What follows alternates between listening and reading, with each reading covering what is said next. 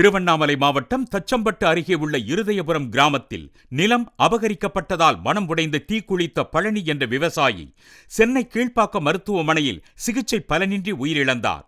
பழனி தீக்குளிப்பதற்கு காரணமாக இருந்த குற்றவாளிகளை கைது செய்ய வலியுறுத்தி அவரது உறவினர்கள் இருதயபுரத்தில் சாலை மறியலில் ஈடுபட்டனர். திருப்பத்தூர் மாவட்டம் வாணியம்பாடி அருகே உள்ள ஆலங்காயம் ஊராட்சி ஒன்றிய தொடக்கப்பள்ளி வளாகத்தில் தேக்கு மரங்களை வெட்டி கடத்திய வழக்கில் சிக்கிய தலைமை ஆசிரியர் துரையை மீண்டும் பணியமர்த்தக் கூடாது என வலியுறுத்தி கிராம மக்கள் பள்ளியை முற்றுகையிட்டனர்.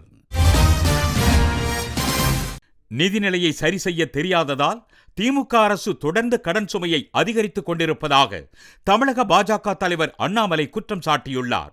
இதே வேகத்தில் சென்றால் தமிழகத்தின் ஒட்டுமொத்த கடன் தொகை அடுத்த 2 ஆண்டுகளில் 10 லட்சம் கோடி ரூபாயாக உயர்ந்துவிடும் எனவும் அவர் எச்சரித்தார்.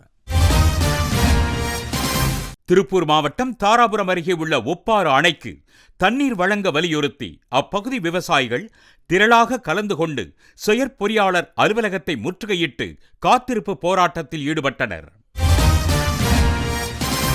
திண்டுக்கல்லில் தைப்பொங்கல் திருநாளையொட்டி ஐவர் கால்பந்தாட்ட போட்டி விறுவிறுப்பாக நடைபெற்று வருகிறது. இதில் 40 அணிகள் கலந்து கொண்டு விளையாடி வருகின்றன. முதல் போட்டியில் திண்டுக்கல் அணியை தோற்கடித்து நாமக்கல் அணி வெற்றி பெற்றது.